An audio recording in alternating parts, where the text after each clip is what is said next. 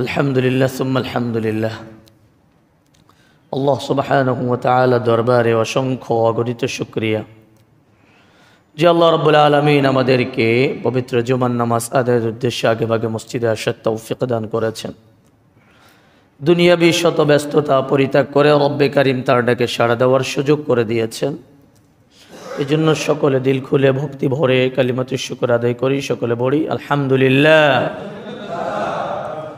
মোহতারাম হাজিরিন, গত সপ্তাহের আমাদের আলোচনার বিষয় ছিল জিহাদ ফি সাবিলিল্লাহ, আল্লাহর রাস্তায় জিহাদ করা, এবং এই জিহাদের বিধানটা কি এ ব্যাপারে আমরা সংক্ষিপ্ত পরিসরে আলোচনা করেছিলাম। মুদ্রা কথা এটাই ছিল যে আমাদের জান, আমাদের মাল এটা আল্লাহ তাআলার দেওয়া। আমাদের জান এবং মাল এটা আল্লাহ তাআলার দেওয়া। আর আল্লাহর দ্বীনকে প্রতিষ্ঠা করার জন্য, আল্লাহর কালিমার পতাকাকে বুলন্দ করার জন্য আল্লাহ তাআলা যদি আমাদের প্রয়োজন হয় আমাদের জীবনকে বিলিয়ে দিতে হবে, যদি আমাদের প্রয়োজন হয় আমাদের অর্থকে খরচ করতে হবে, এটার নির্দেশ আল্লাহ তাআলা আমাদেরকে দিয়েছেন। এটার নির্দেশ আল্লাহ তাআলা আমাদেরকে দিয়েছেন। এটা আল্লাহর নির্দেশ। এটার মানে এটা নয় যে আল্লাহ তাআলা এটা আমাদেরকে শিক্ষা দিয়ে আমাদেরকে উগ্রতা পোষণ করতে বলেছেন। এটার মানে এটা নয়। ইসলাম কোনো উগ্রবাদীদের ধর্ম না। ইসলামের মধ্যে কোনো উগ্রবাদিতা নাই, ইসলামের মধ্যে কোনো হিংস্রতা নাই, ইসলামের মধ্যে কোনো অত্যাচারিতা নাই, ইসলামের মধ্যে কোনো জুলুম নাই, ব্যভিচার, ইসলামের মধ্যে অন্যায় অবিচার, এগুলোর কোনো দখল নাই, এগুলোর কোনো অবস্থান নাই। যদি কেউ করেছে এটা তার ব্যক্তিগত মাসআলা, এটার জন্য ইসলাম দায়ী না। এটার জন্য কে দায়ী না? ইসলাম দায়ী না। এটার জন্য কে দায়ী না? ইসলাম দায়ী না। এজন্য আমরা পৃথিবীর একেবারে শেষ প্রান্তে চলে এসেছি। পৃথিবীর একেবারে অন্তিম মুহূর্তের কাছাকাছি আমরা, অর্থাৎ পৃথিবী একেবারে তার শেষ মুহূর্তে এসে গেছে। পৃথিবীর যে বর্তমান বাহ্যিক অবস্থা আমরা অবলোকন করছি, দেখছি, এটার দ্বারা বোঝা যায় পৃথিবী আগামী দিনের মানব সভ্যতা হয়তোবা আর ততটা বেশি শান্তি নিয়ে বসবাস করতে পারবে না। আমাদের কারণে গোটা পৃথিবীর সমস্ত মাখলুকাত কষ্ট পাবে এবং কষ্ট পাচ্ছেও বটে। আর এটার জন্য আমি আপনি আমাদের আমাল দায়ী। আমি আপনি আর আমাদের আমল দায়ী। আল্লাহ রাব্বুল আলামিন কোরআনে কারীমের মধ্যে সূরা রুমের শেষের দিকে গিয়ে আল্লাহ তাআলা বলেছেন, যাহারাল ফাসাদু ফিল বাররি ওয়াল বাহর বিমা কাসাবাত আইদিন নাস লিয়ুযীকাহুম বা'দাল্লাযী আমিলু লাআল্লাহুম ইয়ারজিউন।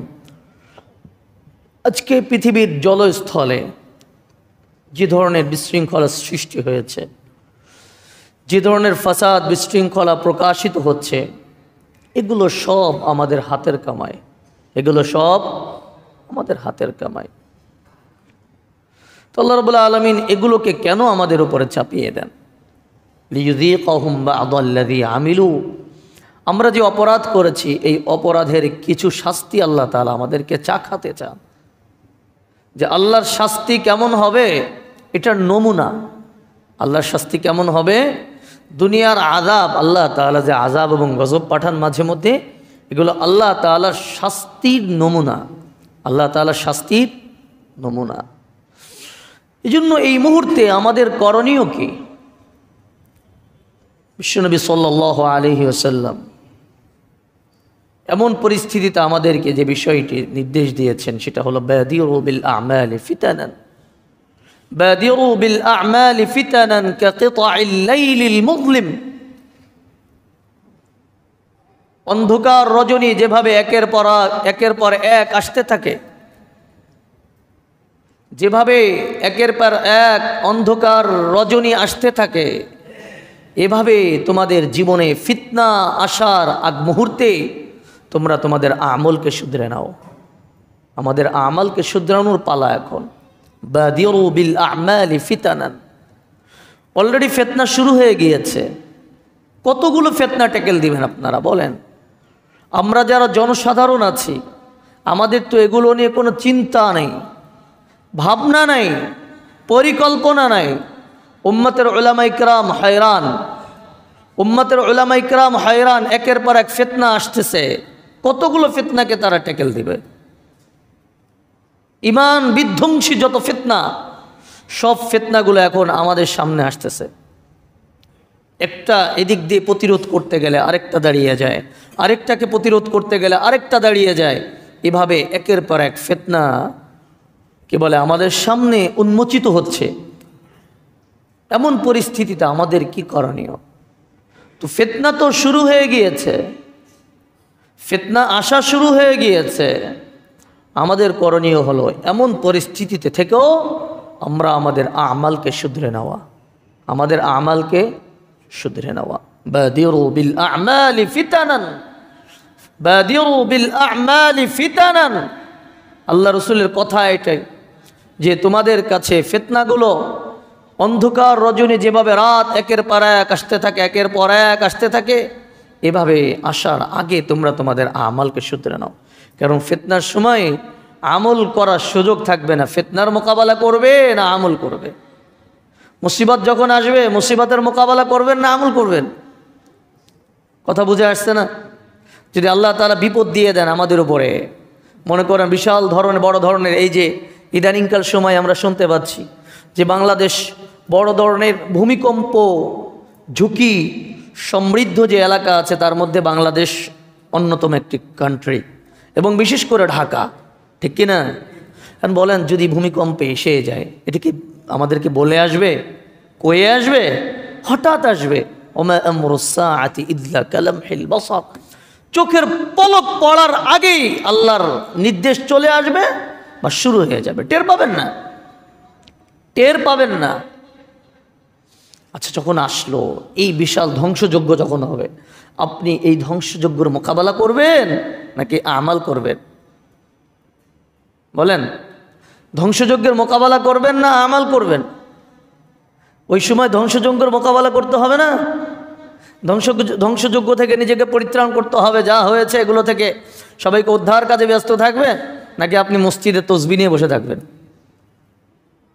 এই জন্য আল্লাহ রসুল আমাদেরকে কত সুন্দরভাবে বলেছেন, মুসিবত আসার আগে, মুসিবত আসার আগে তোমরা তোমাদের নিজেদের আমালকে শুধরে নাও। এই জন্য ভাই, আমরা যে মুহূর্তে অবস্থান করছি, আমাদের কাছে গোটা পৃথিবী এখন মুসিবতগ্রস্ত, এবং টোটাল মুসিবতটা মুসলিম উম্মার দিকে ধেয়ে আসছে। আজকে গোটা পৃথিবীর মুসলিম উম্মাহ, গোটা পৃথিবীর মুসলিম উম্মাহ কাফের মুশরিকদের চোখের কাঁটা হয়ে গিয়েছে, ঠিক কিনা বলেন? এক বাক্যে সবাই এক হয়ে গিয়েছে তারা। একদিকে আমেরিকা, সে মধ্যপ্রাচ্যকে ধ্বংস করার পায় তারা করছে, অপরদিকে আমাদের নিকটতম দেশ, তারা আমাদেরকে ধ্বংস করার পায় তারা করছে। তার মানে টোটাল তাদের মিশনটা এক। আল্লাহ রসুল বলেন, আল কুফর মিল্লাতুন ওয়াহিদা, আল কুফর মিল্লাতুন ওয়াহিদা। কুফরি শক্তি এদের জাতিগত স্বভাব হলো, যদিও নাকি এদের দেশ ভিন্ন, এদের এক একজনের ধর্ম ভিন্ন, কিন্তু ধর্ম ভিন্ন হলেও কি হবে, এদের জাতিগত জাতিসত্তা, এদের জাতিসত্তা কি এক, এরা এক জাতি। কেউ হিন্দু, কেউ বৌদ্ধ, কেউ খ্রিস্টান, কেউ ইহুদি, কিন্তু মনে রাখতে হবে এগুলোর গোড়া সব এক জায়গায়, এগুলোর গোড়া সব কি এক জায়গায়, সেটা হলো এরা সব কাফের, এরা সব কি কাফের। আর সকল কুফরি শক্তির চিন্তা চেতনা হলো ইসলামকে নিধন করা, সকল কুফরি শক্তির চিন্তা চেতনা হলো ইসলামকে নিধন করা, মুসলমানদেরকে নিধন করা। এবং দেখেন না তাদের উগ্রতার, তারা কোন পর্যায়ে পৌঁছে গিয়েছে, তাদের উগ্রতা কোন পর্যায়ে পৌঁছে গিয়েছে। আজকে আপনাকে ঘরের মধ্যে ঘুম পাড়ায় রাখছে, ঘুম পাড়ানো, ঘুমের গান বলে বলে আপনাদেরকে ঘুম পাড়ায় রাখছে, মুসলিম যুবকদেরকে ঘুম পাড়ায় রাখছে, আর তারা তাদের যুবকদের হাতে অস্ত্র তুলে দিয়েছে, ঠিক কিনা বলেন? মুসলিম যুবকদেরকে ঘুমের গান শুনিয়ে ঘুম পাড়ায় রাখছে, আর তারা তাদের যুবকদের হাতে অস্ত্র তুলে দিয়েছে। তারা মুসলমানদেরকে কুকুরের বাচ্চা বলে গালি দেয়, নাউজুবিল্লাহ। তারা আমাদেরকে গালি দেয়, এবং এক একজন বলে যে ইসলামকে, মুহাম্মাদের ইসলামকে আর তার কোরআনকে ধ্বংস করার জন্য আমি একাই যথেষ্ট। তাদের এক একজন ধর্মগুরুর থিঙ্কিং আর চিন্তা এরকম। আর আমি আপনি এখনো পর্যন্ত গাফলাতের ঘুমের মধ্যে বিভোর রয়েছি। আমাদের ইসলামকে নিয়ে আমাদের জনসাধারণের কোনো চিন্তা নাই। আমার আল্লাহ, আমার দিন, আমার ইসলাম, আমার কোরআন, আমার সুন্নাহ, এগুলো নিয়ে আমাদের কোনো চিন্তা নাই। আমাদের শুধু একটাই চিন্তা, আমরা শিখছি পেটনীতি, আমরা শিখছি শুধুমাত্র পেটনীতি। কিভাবে আমরা আমাদের পেটকে পুরা করব, মনের চাহিদা পুরা করব, জৈবিক চাহিদা পুরা করব, এই ধান্দায় খালি দৌড়াচ্ছি। ভাই বাস্তব নাকি অবাস্তব? কথা বলেন না, বাস্তব নাকি অবাস্তব? আজকে আমাদের বাস্তবতা এটাই। যদি এমন চিন্তাকে লালন করেন, এমন চিন্তাকে যদি লালন করেন, তাহলে মনে রাখবেন আপনার পরিস্থিতি ওই গাজার থেকে কোনো দিক দিয়ে কম হবে না। আপনার পরিস্থিতি, আপনার সন্তানের পরিস্থিতি, আপনার বিবির, আপনার মা বাবার পরিস্থিতি ওই গাজার থেকে কোনো দিক দিয়ে কম হবে না, বরং আরো কঠিন হবে। কঠিন কারণ তাদের ইমানের সাথে আপনাদের ইমান কিছু না। তাদের ইমানের সামনে আপনাদের ইমান কিছু না। কারণ আপনারা শুধুমাত্র, তারা তো মৃত্যুকে সামনে দেখে বলে হাসবুনাল্লাহু ওয়া নি'মাল ওয়াকিল, আর আপনারা অস্ত্র দেখে বলবেন জয় শ্রীরাম। বলবেন আপনারা, এটা বলবেন আপনারা, এটা আমরা বলবো, কারণ আমাদের ইমানি অবস্থান এরকম। নাউযুবিল্লাহি মিন যালিক। আল্লাহ আমাদেরকে হেফাজত করেন, আল্লাহ আমাদেরকে হেফাজত করেন। এজন্য ভাই এগুলো আমাদের জন্য বড় অশনি সংকেত। হ্যাঁ, তাদের এই উগ্রতা আমাদেরকে সতর্ক করে যে আমরা সতর্ক হয়ে যাই এবং আমরা আমাদের ঈমানি শক্তি নিয়ে প্রস্তুত হই। কি শক্তি নিয়ে? কি শক্তি? মুসলমান অস্ত্রের শক্তিতে বলিয়ান হয়ে লড়াই করে নাই। মুসলমান অস্ত্রের শক্তিতে বলিয়ান হয়ে লড়াই করে না, বরং মুসলমানের সবচেয়ে বড় হাতিয়ার হলো ঈমান বিল্লাহ। ঠিক কিনা বলেন? মুসলমানের সবচেয়ে বড় শক্তি হলো লা ইলাহা ইল্লাল্লাহ। মুসলমানের সবচেয়ে বড় শক্তি হলো আল্লাহর উপরে ইয়াকিন এবং বিশ্বাস। মুসলমানের সবচেয়ে বড় শক্তি হলো আল্লাহ নির্ভরতা, অস্ত্র নির্ভরতা না। কারণ যদি আল্লাহ তাআলার কাছে অস্ত্রের কোনো দাম থাকতো, সংখ্যা গরিষ্ঠের কোনো দাম থাকতো, তাহলে হুনাইনের যুদ্ধে মুসলমানরা সবার আগে মার খেত না, আল্লাহ তাআলা তাদেরকে আগে বিজয় দিয়ে দিতেন। অথচ হুনাইনের যুদ্ধে মুসলমানদের, ইতিপূর্বে যত যুদ্ধ করেছিল মুসলমানরা, সব যুদ্ধের মধ্যে মুসলমানদের লস্কার বেশি ছিল হুনাইন যুদ্ধে। কোন যুদ্ধে? কোন যুদ্ধে? হুনাইনের যুদ্ধে। আল্লাহ তাআলা বলেন ইয আ'জাবাতকুম কাসরাতুকুম, তোমরা তোমাদের সংখ্যা গরিষ্ঠতা দেখে তোমরা মুগ্ধ হয়ে গিয়েছিলে। সবাই চিন্তা করেছে আমাদের সংখ্যায় তো আমরা অনেক বেশি, কাজী আজকে আমাদের বিজয় কেউ ছিনিয়ে নিতে পারবে না। হুনাইনের যুদ্ধে মুসলমানদের চিন্তা এরকম ছিল। আল্লাহ তাআলা বলেন ফালাম তুগনি আনকুম মিনাল্লাহি শাইআ, তোমাদের এই চিন্তা, তোমাদের এই ভাবনা আল্লাহর পরিকল্পনার সামনে কোনো কাজে আসে নাই। ওয়াদাকাত আলাইকুমুল আরদু বিমা রাহবাত, জমিন তোমাদের জন্য সংকুচিত হয়ে গেল। তোমাদের জন্য জমিন প্রশস্ত হওয়ার পরেও তোমাদের জন্য জমিন সংকুচিত হয়ে গেল। যখন মুসলমানরা ময়দানে নামলো, চতুর্দিক থেকে অতর্কিত হামলা শুরু হয়ে গেল। মুসলমানরা এখন এক দিক বিদিক ছুটাছুটি শুরু করলো। আল্লাহ বললেন ওয়াদাকাত আলাইকুমুল আরদ, জমিন তোমাদের জন্য সংকুচিত হয়ে গেল। বিমা রাহবাত সুম্মা ওয়াল্লাইতুম মুদবিরিন, এরপর তোমরা আবার পিছনে ফেরা শুরু করলে, পিছনের দিক দৌড় শুরু করছে সব। কারণ মুসলমানদের চিন্তার ভুল ছিল।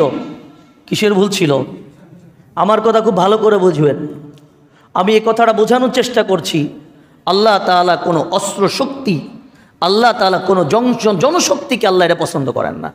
আল্লাহ একটা শক্তিকে আল্লাহ পছন্দ করেন, সেটা হলো ঈমানি কুওয়াত। কিসের কুওয়াত? বলেন ইমানি শক্তিতে বলিয়ান হতে হবে। কোন শক্তি?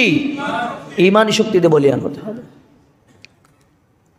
অস্ত্র ছিল, জনবলও ছিল, কিন্তু চিন্তার পরিবর্তন ঘটেছিল। কিসের পরিবর্তন ঘটেছিল? চিন্তার। সেটা হলো আমরা তো সংখ্যায় আজকে গরিষ্ঠ, আমাদের সংখ্যা বেশি, কাজেই বিজয় তো আমাদের নিশ্চিত, বিজয় তো আমাদের নিশ্চিত। যেটা চিন্তা করে আপনার বর্তমান পৃথিবীর পরাশক্তি যারা, বর্তমান পৃথিবীর যারা সন্ত্রাসী গোষ্ঠী আছে, তারা এটা চিন্তা করে যে আমরা তো সংখ্যার দিক দিয়ে বেশি, ঠিক কি না? এবং অস্ত্র শক্তির দিক দিয়েও তাদের শক্তিমত্তা বেশি না কম? কথা বলেন, বেশি না কম? তো তাদের নির্ভরতা হলো অস্ত্রের উপরেই, আর তাদের নির্ভরতা হলো জনগণের উপরে, আর মুসলমানদের নির্ভরতা হলো আল্লাহর উপরে, ঠিক কিনা বলেন? তাদের অস্ত্র ফুরিয়ে যাবে, জনগণ ফুরিয়ে যাবে, কিন্তু মুসলমানদের আল্লাহ জীবনে কোনোদিন মারা যাবেন না, ঠিক কিনা? আল্লাহর শক্তি কোনোদিন ফুরাবে না, কাজে মুসলমানের শক্তিও কোনোদিন ফুরাবে না যদি মুসলমান আল্লাহর প্রতি ওরকম বিশ্বাস আর ইয়াকিন এবং অবিচলতা থাকে। আল্লাহ সুবহানাহু ওয়া তাআলা মুসলমানদেরকে হুনাইনের যুদ্ধে প্রথমে মার খাওয়ালেন।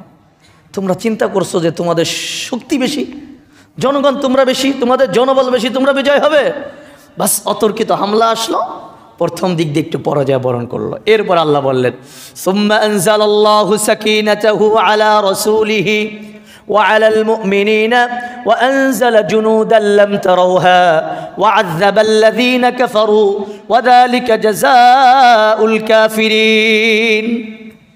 যখন মুসলমানরা মার খেয়ে আবার পিছনের দিকে দৌড় মারছে, আল্লাহ রাসূল এবার সবাইকে ডাকলেন, সবাই এদিকে আসো, ইলাইয়া ইবাদাল্লাহ, ইলাইয়া ইবাদাল্লাহ, ইলাইয়া ইবাদাল্লাহ, আল্লাহর বান্দারা সব আমার দিকে আসো।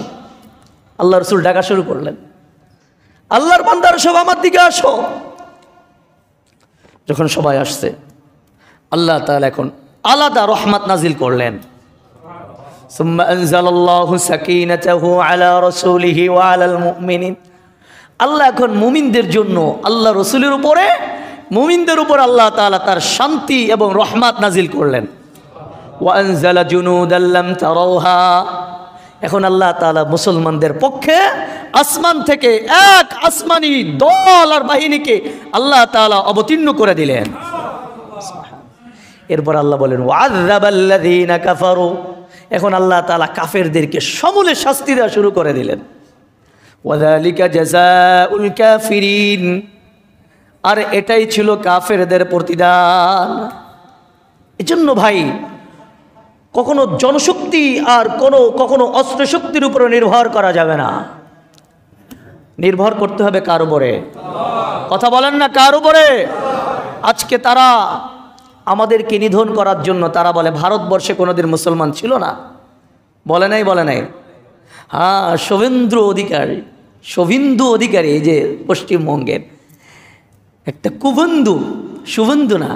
কুভেন্দু অধিকারী, যার মনের মধ্যে সবসময় কুপ্রস্তাবনাগুলো উজ্জীবিত হয়, যার মনের মধ্যে সবসময় কুপ্রস্তাবগুলো জীবিত থাকে, সে কথায় কথায় কথায় কথায় কথা বলে কয় পাকিস্তানকে তারা গাজায় পরিণত করবে, মুসলমানদেরকে তারা গাজায় পরিণত করবে।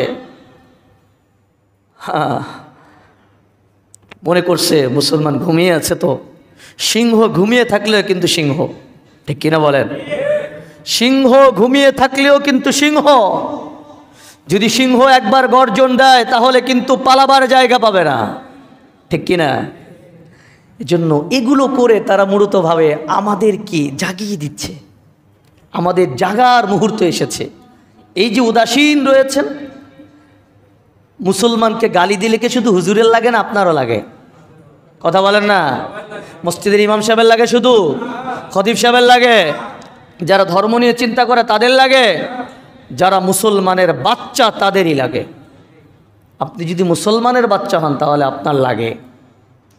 তো তারা কিন্তু আপনাকে ধ্বংস করার জন্য প্রস্তুত নিচ্ছে। আপনি তো প্রস্তুত আছেন? হ্যাঁ, শুধু ইনশাআল্লাহ বললে ক্ষান্ত হওয়া যাবে না, ঈমানকে মজবুত করেন। আর আপনার ইমান মজবুত আছে না নাই সেটা আমার আপনার ইবাদতের অ্যাক্টিভিটি দেখলে বোঝা যায়। আমাদের ইমানের হালাত কি, আমাদের ইবাদতের অ্যাক্টিভিটিস দেখলে আমরা বুঝতে পারি ইমানের হালাত কি। ইমান এত মজবুত যে 5 ওয়াক্ত নামাজও পড়তে চায় না আমরা, আর আপনি ওখানে আল্লাহর জন্য জীবন দিবেন। এই জন্য মেরে ভাই আমালকে শুধরানো দরকার, আমালকে শুধরানো দরকার। রাজি আছি তো ইনশাআল্লাহ? এই জন্য ফিতনা একের পর এক আসবে, আসতেছে, আরও আসবে, কিন্তু এগুলোর মোকাবেলা আমাদের কি করতে হবে? কাজী এই মোকাবেলা করার পূর্ব মুহূর্তে আপনি নিজের আমালকে শুধরে নিজেকে শুধরে নেন। সদ্য আপনার দেশের মধ্যে একটা ফিতনা শুরু হয়ে গিয়েছে, কোরআন বিরোধী আইন পাশের একটা ষড়যন্ত্র চলছে। কোরআন বিরোধী আইন 2009 সালের 4 অক্টোবর, আপনাদের মনে আছে কিনা, মুফতি আমিনী রহমতুল্লাহ আলাইহির নেতৃত্বে আপনার পল্টনে সম্ভবত একটা বড় ধরনের সমাবেশ হয়েছিল নারী নীতিমালার বিরুদ্ধে। আপনাদের মনে আছে কি? 2009 সালের নারী নীতিমালার একটা বিষয়কে বাস্তবায়ন করার চেষ্টা করা হয়েছিল। আপনারা কি জানেন এটা? হ্যাঁ, নারী নীতিমালার এই ব্যাপারটাকে আপনারা জানেন কি? জানেন না আপনারা? নারী নীতিমালার বিষয়টা জানেন না? আস্তাগফিরুল্লাহ।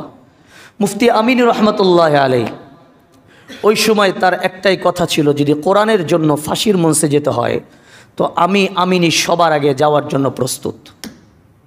কেন এই কথা বলেছিলেন? তৎকালীন সরকার নারী নীতিমালার নামে আপনার কোরআনের একটা আইনকে উল্টিয়ে দিতে চেয়েছিল। সেটা হলো আল্লাহ তাআলা সম্পত্তি ভাগাভাগির ক্ষেত্রে 2 কন্যা যা পাবে, 1 ছেলে সন্তান তাই পাবে। ইসলামী বিধান এটা না? ইসলামী বিধান এটা না? এটা আল্লাহর বিধান। এটা আপনার ভালো লাগুক চা না লাগুক, আপনি যদি মুসলমান হন আপনাকে মানতে হবে, ঠিক কিনা বলেন? তো এটা আল্লাহর বিধান। 2 কন্যা সন্তান যা পাবে, 1 পুত্র সন্তান তাই পাবে, এটাই আল্লাহর বিধান। তো এই বিধানকে চেঞ্জ করার জন্য নারী এবং পুরুষের সমান অধিকার বলে একটা বিধানকে চালিয়ে দেওয়ার চেষ্টা করা হয়েছিল, এবং এটাকে ভিত্তি করে ব্রাহ্মণবাড়িয়াতে আপনার হত্যাকাণ্ডও হয়েছিল। আমাদের অনেক ভাই শহীদ হয়েছিল, কারণ ব্রাহ্মণবাড়িয়ায় মূলতভাবে এইটাকে নিয়ে বড় ধরনের একটা গোলযোগ তৈরি হয়েছিল। এই নীতিমালাকে আবার সামনে রেখে বর্তমান বাংলাদেশে অন্তর্বর্তী সরকারের কিছু উপদেষ্টা তারা একটু তাদের হ্যাডামকে দেখানোর চেষ্টা করতেছে। তারা বলছে আমরা তো ক্ষমতায় আছি, এখন নারী সংস্কার কমিশন নামে তারা একটা কমিশন গঠন করেছে। যেই কমিশনের মধ্যে তাদের এজেন্ডার মধ্যে প্রথম এজেন্ডা হলো ওই নারী নীতিমালার একটা নারী পুরুষের সমতা। যেখানে আল্লাহ তাআলা বৈরিতা দিয়েছেন, এখানে আপনি দুনিয়ার কারোর কি এই জায়গায় সমতা করার কোনো অধিকার আছে? যদি এটা করা হয় তাহলে আল্লাহর বিরুদ্ধে একদম প্রকাশ্য যুদ্ধ ঘোষণা করা হলো, ঠিক কিনা বলেন? এটা চলতেছে 1 নাম্বার। 2 নাম্বার হলো যৌন কর্মী যারা আছে তাদেরকে শ্রমিক হিসেবে স্বীকৃতি দেওয়ার তারা একটা প্রস্তাবনা পেশ করেছে। 3 নাম্বার হলো, আমি মোটামোটা 3টি বিষয় বলতেছি। একজন স্বামী তার স্ত্রীর প্রতি অধিকার বাস্তবায়ন যে ক্ষমতা, এটা কে দিয়েছেন? বলেন না, কে দিয়েছেন? তো স্বামী যখন তার স্ত্রীকে তার মন চাচ্ছে, কাছে চাচ্ছে, তো এই যে চাওয়াটা স্ত্রীর বিরুদ্ধে, মনের চাহিদার বিরুদ্ধে যদি স্বামী তার উপরে কোনো ধরনের চাপ প্রয়োগ করে, তাহলে এটা ধর্ষণ হিসেবে আখ্যায়িত করা হবে। নাউজুবিল্লাহ। বুঝেননি? এরা ধর্ষণের ব্যাখ্যাই জানে না, এরা ধর্ষণের ব্যাখ্যাই জানে না। যেগুলো এই চিন্তাগুলো করেছে, এগুলোর হলো মাথায় কোনো বুদ্ধি নেই, জিব্বাই বুদ্ধি। এজন্য এগুলোকে বুদ্ধিজীবী বলা হয়। এদের বুদ্ধি কোথায়? জিব্বা। এজন্য খালি জিব্বা ওড়ায়, মাথায় কোনো বুদ্ধি নেই। এদের মাথায় শয়তান পেশাব করেছে, ঠিক কিনা বলেন? এদের মাথায় শয়তান যদি পেশাব না করে, আল্লাহকে নারাজ করে শয়তানকে খুশি করার জন্য আল্লাহর বিধানকে উল্টে দেওয়ার চেষ্টা করতেছে, ঠিক কিনা? যারা আল্লাহর বিধানকে উল্টে দেওয়ার চেষ্টা করে, আমরাও তাদের মূলোৎপাটন করতে চেষ্টা করব। আপনারা কি একমত? আপনারা কি একমত? যারা কোরআনের বিধানকে উল্টে দিতে চায়, আমরা তাদের ক্ষমতাকে উল্টে দিব, ঠিক কিনা? যারা আল্লাহর বিধানকে পরিবর্তন করতে চায় আমরা তাদের ক্ষমতার পট পরিবর্তন করে দেব।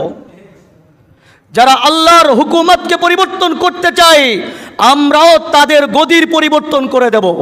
কারণ নাহনু খলিফাতুল্লাহ, পৃথিবীতে আমরা আল্লাহর খলিফা, কাজেই আমরা পৃথিবীতে আল্লাহর আইন বাস্তবায়ন করতে চাই, ঠিক কি না? তারা চায় তাদের শয়তানের এবং শয়তানের প্রেতাত্মা যারা আছে তাদের আইন বাস্তবায়ন করতে, আর আমরা চাই আল্লাহর আইনকে বাস্তবায়ন করতে। কারণ যারা এগুলো প্রস্তাবনা করেছে স্পষ্ট ঘোষণা, তারা ওয়াল্লাহি আল্লাহর ঘোষণা অনুপাতে ওমাল্লাম ইয়াহকুম বিমা আনজালাল্লাহ, যারা আল্লাহর অবতীর্ণ বিধান অনুযায়ী ফয়সালা করে না, এগুলো সব কাফের। এগুলো সব কি? যদিও নাকি তাদের নাম মুসলিম নামধারী তারা, কিন্তু আল্লাহর ঘোষণা অনুপাতে এগুলো সব কাফের। কিন্তু কাফেরদের সাথে আমাদের কোনো একতার সুযোগ আছে? কথা বলেন, আছে? কাজেই আগামীতে আমাদের এটার মোকাবেলা করা লাগবে। আল্লাহ রাব্বুল আলামিন যেখানে আল্লাহ তাআলা পুরুষকে ভিন্ন কর্তৃত্ব দিয়েছেন, সেখানে তো আল্লাহর উপরে মাতবাড়ি চড়েন, আল্লাহর উপরে মাতবাড়ি করেন আপনারা। মানে আল্লাহর থেকে ক্ষমতা বেশি হয়ে গিয়েছে। তা যদি আল্লাহর থেকে ক্ষমতা বেশি হয় তাহলে পারলে তোমরা তোমাদের থেকে মৃত্যুকে হটাও। যদি আল্লাহর থেকে ক্ষমতা বেশি হয় তাহলে তোমরা তোমাদের অর্থ করি দিয়ে তোমাদের অসুস্থতা হটাও। যদি আল্লাহর থেকে ক্ষমতা তোমাদের বেশি হয়, যদি আল্লাহর থেকে তোমাদের ক্ষমতা বেশি হয়, তাহলে পারলে আল্লাহর জমিনে আল্লাহর আইনের বিরোধিতা করে দেখাও। যারাই ইতিপূর্বে আল্লাহর আইনের বিরোধিতা করেছে তারা দেশ ছাড়া হয়েছে। তসলিমা নাসরিন দেশে রয়েছে না দেশের বাইরে চলে গিয়েছে? কোন জায়গায়? দাদাদের দেশে, যেখানে দাদারা ইসলামের বিরুদ্ধে ভাবনা ভাবে, ওখানে বসে পড়ে উনিও ইসলামের বিরুদ্ধে এখন কুটিল ষড়যন্ত্র করছে না? মুফাসসিল ইসলাম বড় নাস্তিক, সে নিউ ইয়র্কে বসে পড়ে ইসলামের বিরুদ্ধে আপনার বিভিন্ন প্রোপাগান্ডা করছে। যারা ইসলামের বিরুদ্ধে কথা বলেছে তারা দেশে থাকতে পারে নাই, কারণ এটা মুসলমানদের দেশ, ঠিক কিনা বলেন? কাজী এই জায়গায় মুসলমানরা যদি একবার মাথা চাড়া দেয় তাহলে কোনো অপশক্তি এখানে অবস্থান করতে পারবে না। সম্মানিত হাজিরিন, এই জন্য আমাদেরকে আরও সতর্কতা অবলম্বন করতে হবে। আল্লাহ রাব্বুল আলামিন কোরআনে কারীমের মধ্যে কি বলেছেন? আল্লাহ মিরাসের সম্পত্তি বন্টনের যে বিধিবিধান কোরআনের মধ্যে আল্লাহ তাআলা বয়ান করে দিয়েছেন। বয়ান করে দেওয়ার পর আল্লাহ তাআলা বলে দিয়েছেন তিলকা হুদুদুল্লাহ, আল্লাহর বিধিবিধানের সীমানা হলো এটি। আল্লাহ তাআলার বিধিবিধান, যে বিধান আল্লাহ তাআলা দিয়েছেন তার বিধিবিধানের সীমানা আল্লাহ যা বয়ান করেছেন এটাই আল্লাহ তাআলার বিধিবিধানের সীমানা। কাজী এটাকে অতিক্রম করার কোনো সুযোগ নেই, ওইটাকে অতিক্রম করার কোনো সুযোগ নেই। আল্লাহ বলেন ওমাইয়ুতিল্লাহা ওয়ার রাসূল ওমাইয়ুতিল্লাহা ওয়া রাসূলাহু ইউদখিলহু জান্নাতিন তাজরি মিন তাহতিহাল আনহারু খালিদিনা ফিহা। আল্লাহ তার সীমানাকে বয়ান করার পরে বলেছে যারা আল্লাহ এবং আল্লাহর রসুলের এই আনুগত্য করবে আল্লাহ তাআলা তাদের জন্য জান্নাতের ফয়সালা করবেন। আর এরপরে আবার আল্লাহ বলেন ওয়া ইয়াসিল্লাহা ওয়া রাসূলা, যারা আল্লাহ এবং আল্লাহ রসুলের নাফরমানি করবে, ওয়া ইয়াতাআদ্দা হুদুদা, আল্লাহর নির্ধারিত সীমা লঙ্ঘন করবে, আল্লাহ তাআলা বলেন যে আল্লাহ তাআলা তাদের জন্য লাঞ্ছনাকর আযাব প্রস্তুত করে রেখেছেন। ইউদখিলহু নারান খালিদান ফিহা, যে আগুনের মধ্যে তারা চিরকাল থাকবে।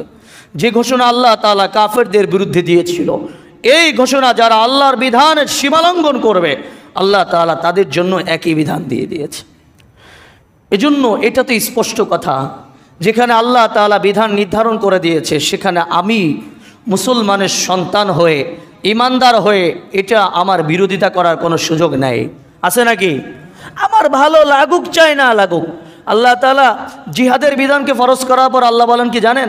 কুতিবা আলাইকুমুল কিতাল ওয়া হুয়া কুরহুল লাকুম, জিহাদকে তোমাদের জন্য ফরজ করা হয়েছে, অথচ এটা তোমাদের কাছে সবচেয়ে অপছন্দনীয় কাজ।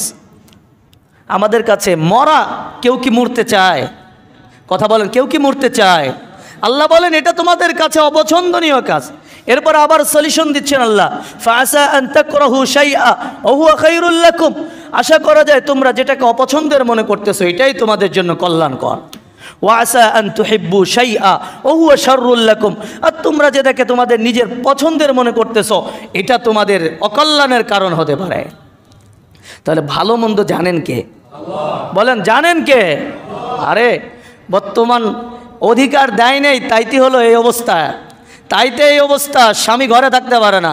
আর যদি পরিপূর্ণ অধিকার দিয়ে দেওয়া হতো, স্বামী বলতো যে, স্ত্রী বলতো যে তুমি ঘরে যে মাঠে যে কাজ করো, আমি যে এখন থেকে আমি যেটা বলবো সেটা, হ্যাঁ বাইরেও কাম করো ঘরেও কাম করো। ভাই ভালো কথা বলছে, সব করা লাগবে।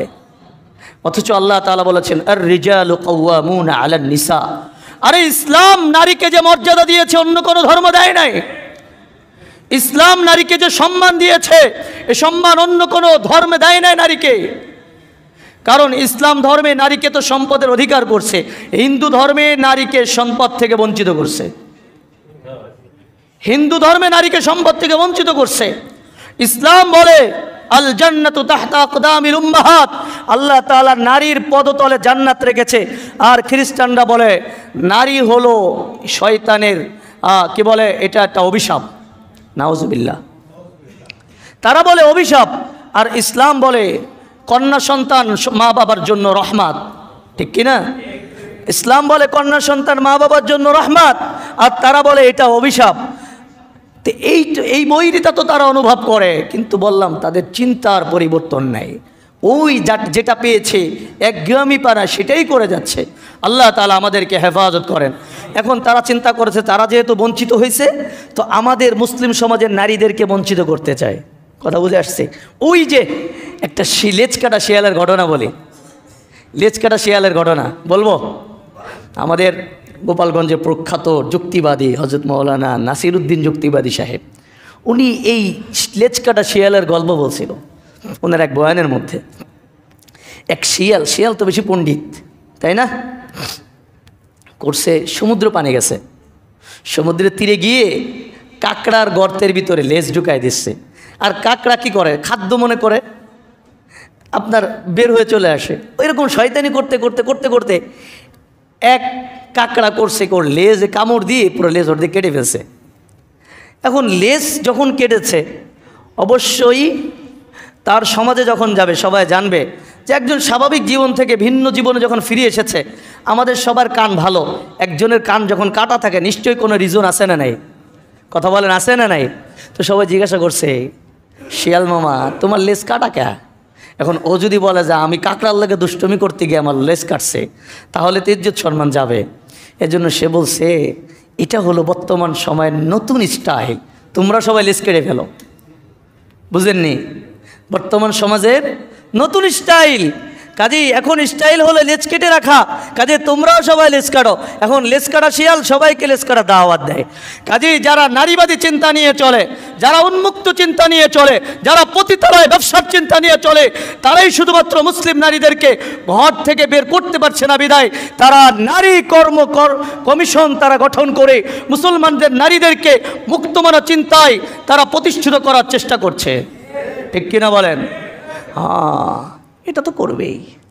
যে যেরকম সে তো তেমনই চিন্তা করবে। হ্যাঁ, কুল্লু ইনা ইন ইয়াতারাশাহু বিমা ফি, কুল্লু ইনা ইন ইয়াতারাশাহু বিমা ফি। মধুর পাত্র থেকে মধুই বের হয়, আর ঘিয়ের পাত্র থেকে ঘি বার হয়, আর কিরোসিনের পাত্র থেকে কিরোসিনই বের হয়। কখনো ঘিয়ের পাত্র থেকে কিরোসিন বের হতে পারে না, আবার কিরোসিনের পাত্র থেকে ঘি আসতে পারে না। কাজেই যারা বেবিচারকে পছন্দ করে, যারা পতিতালয়কে পছন্দ করে, যারা নারী সমতাকে পছন্দ করে, যারা চায় রাতে রাতারে নিজেদের যৌবনকে বিলিয়ে দিবে, তারা যৌন কর্মীদেরকে কি বলে শ্রমিক হিসেবে আখ্যায়িত করে। ঠিক কিনা বলেন? কারণ তারা তো ওই কাতারের লোক, রাতে রাতারে তারাও ওই জায়গায় যায়। এখন সে তার অধিকার থেকে বঞ্চিত হয়েছে বিধায় এখন অন্যের কথা বলে নিজেকে প্রতিষ্ঠিত করতে চাচ্ছে। আমার কথা বুঝতেছেন আপনারা? ওই যে আমাদের ছোটোবেলার একটা গল্প আছে না, মানে কথাটা আপনারা কিভাবে নেবেন জানি না। এই ওরে ডাল দে, এই ওরে ডাল দে, তার মানে ডাল লাগবে নিজের, সে অন্যর দিকে দেখাচ্ছে। ডাল লাগবে কার? নিজের। দেখাচ্ছে কাকে? অন্যর দিকে।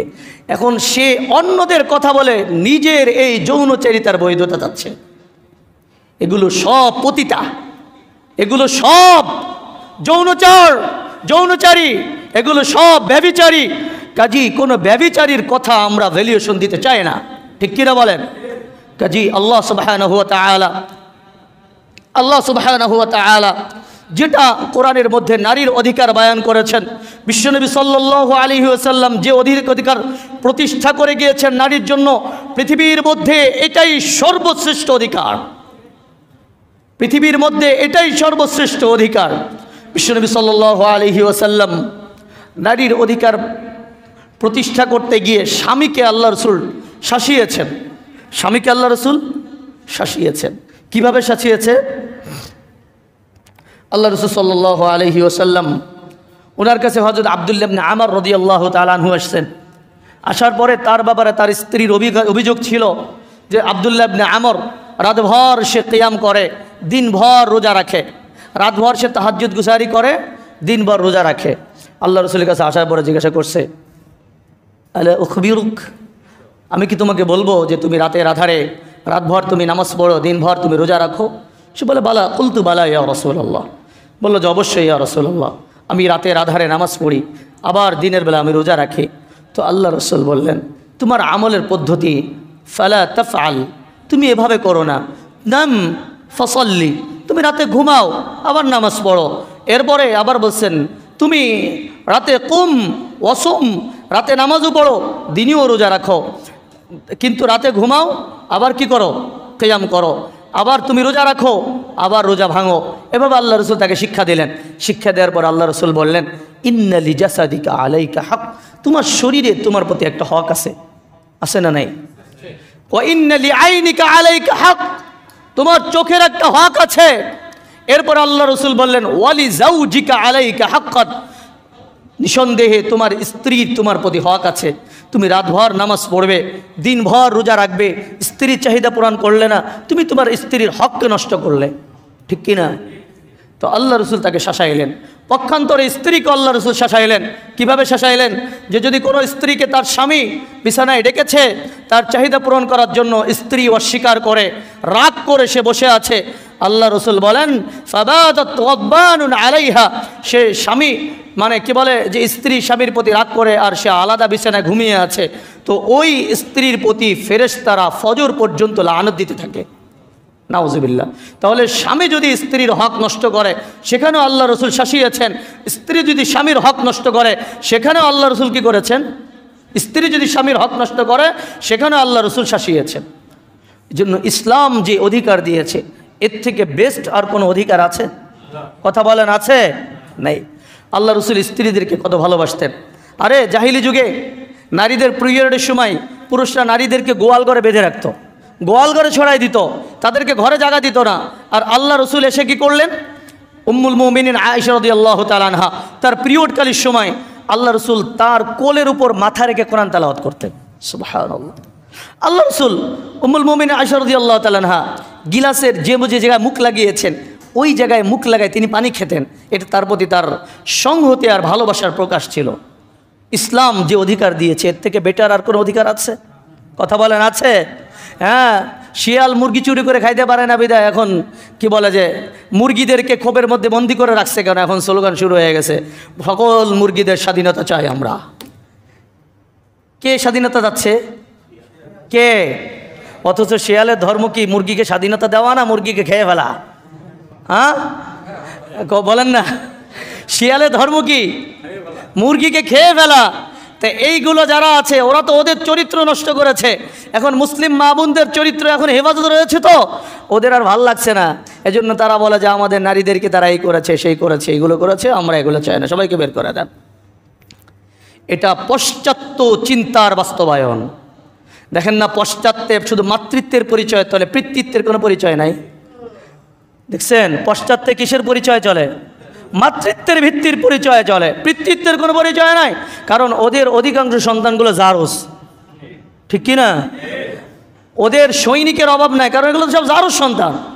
ওদের সৈনিক মরলে ওদের ব্যথা লাগে না, আমাদের তো এক ভাই মরলে আমাদের ব্যথা লাগে, কারণ এগুলো সব বৈধ মায়ের বৈধ সন্তান, আর ওগুলো তো সব অবৈধ মায়ের অবৈধ সন্তান, ঠিক কি না? কথাগুলো একটু কঠোর ভাষায় যাচ্ছে, কিন্তু বাস্তবতা এটাই। কারণ আমি আপনাদেরকে একটা গল্প শোনাই। ওই যে দুই মা এক সন্তানকে নিয়ে আপনার ঝগড়া করেছিল, মনে আছে কিনা ঘটনাটা? হ্যাঁ, তো একজন যে মা না সে বলে যে সন্তান আমার, আর যে মা সে বলে সন্তান আমার। তো এখন ফয়সালা করতে গেছে। ফয়সালা করতে গেলে যিনি বিচারক তিনি একটু বিচক্ষণ ছিল। তিনি বলছে, আচ্ছা ঠিক আছে, যেহেতু আপনাদের দুজনের সন্তান, তা আমি দুজনকেই ওকে কেটে অর্ধেক অর্ধেক দিয়ে দেই।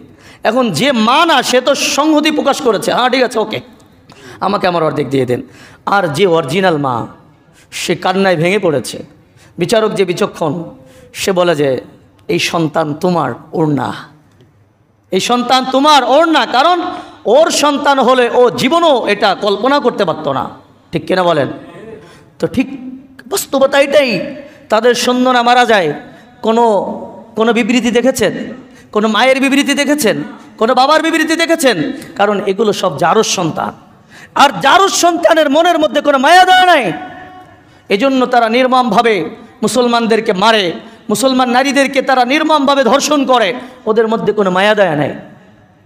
এজন্য ওরা ওদের প্রজননকে বাড়াচ্ছে। বর্তমান ট্রাম্প সে এইটা ঘোষণা করছে, যদি কোনো মা 6 সন্তানের অধিকারী হয় তাকে ভাতা দেবে। তার মানে এখন সৈন্য বাড়ানোর চিন্তা করছে। কি বাড়ানো শুরু করছে? সৈন্য বাড়ানোর চিন্তা করতেছে।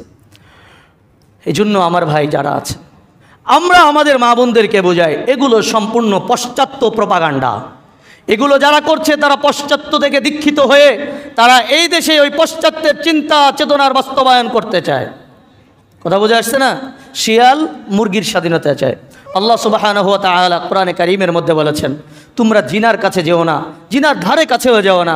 এবং আল্লাহ রসুল বলেন যে ইসলামের যত হালাল উপার্জন আছে সব কিছুই প্রশংসনীয়। বনি আদম যত খাবার খায়, আল্লাহ রসুল বলেন বনি আদম যত খাবার খায় তার মধ্যে উত্তম খাবার তো হলো নিজের হাতের অর্জিত সম্পদের খাবার। ঠিক কিনা? সাইয়েদুনা দাউদ আলাইহিস সালাতু ওয়াস সালাম তিনি নিজের হাতে অর্জন করে উপার্জন করতেন। আর আল্লাহ রসুল বলেন যে যারা পতিতাবৃত্তি করে খাবার খায়, যারা কুকুরকে বিক্রি করে খাবার খায়, যারা গণক যারা আছে, গণক তাদের এই যে মানে আপনার কি বলে মিথ্যার প্রশ্রয় নিয়ে মানুষকে উল্টাপাল্টা বোঝায়া মানুষের থেকে টাকা খায়, এগুলো সম্পূর্ণ হারাম করে দিয়েছেন আল্লাহ রসুল। এগুলো সম্পূর্ণ হারাম করে দিয়েছেন। যদি আজকে এই যৌনকর্মীদেরকে মানে শ্রমিক হিসেবে স্বীকৃতি দেওয়া হয়, কদিন পর চোরও বলবে আমাদেরকে স্বীকৃতি দেন। বলবে না? বলবে না? বলবে, কারণ চুরিও এটাও তো আমাদের একটা কর্ম। হ্যাঁ, চুরি বলবে কে, চোর কি বলবে এটা আমাদের একটা কর্ম, আমাদেরকে স্বীকৃতি দেন। ডাকাত বলবে এটাও আমাদের কর্ম, আমাদের স্বীকৃতি দেন। সন্ত্রাস বলবে এটাও আমাদের কর্ম, আমাদের স্বীকৃতি দেন। তখন দেশের অবস্থা কি হবে? কথা বলেন, দেশের অবস্থা কি হবে? একেবারে সব জায়গায় বিশৃঙ্খলা, ফাসাদ, অশান্তি, অরাজকতা তৈরি হবে। এজন্য কোরআনের আইনের বাইরে আমরা আর কোনো আইন চাই না। ঠিক কিনা বলেন? কোরআনের আইনের বাইরে আর কোনো আইন আমরা চাই না। আল্লাহ সুবহানাহু ওয়া তাআলা কত মর্যাদা দিয়েছেন। এজন্য আসুন আমরা এই ব্যাপারগুলোকে ভালো করে পড়ি, ভালো করে জানি, কিন্তু এ ব্যাপারে কোনো সংহতি প্রকাশ করা কোনো সুযোগ নেই। যদি কেউ এই নারী সংস্কার কমিশনের কোনো একটা ব্যাপারের সাথে সংহতি প্রকাশ করেছে, কারণ তাদের যতগুলো অধ্যায় রয়েছে, প্রায় 17টি অধ্যায়, আমি আমার মানে কি বলে স্টাডির আগ মুহূর্তে আমি দেখতেছিলাম, পুরোটা দেখা তো সম্ভব হয় না। তো এর মধ্যে অনেক বিষয়গুলো ইসলামের সাথে সাংঘর্ষিক। যদি কেউ এগুলোকে মেনে নেয় তাহলে সে ইসলামকে উপেক্ষা করলো, সে আল্লাহর বিধানকে অমান্য করলো। আল্লাহ তাআলা আমাদের সবাইকে হেফাজত করেন। আল্লাহ তাআলা আমাদেরকে ইসলামের উপরে মজবুত থাকা তৌফিক দান করেন।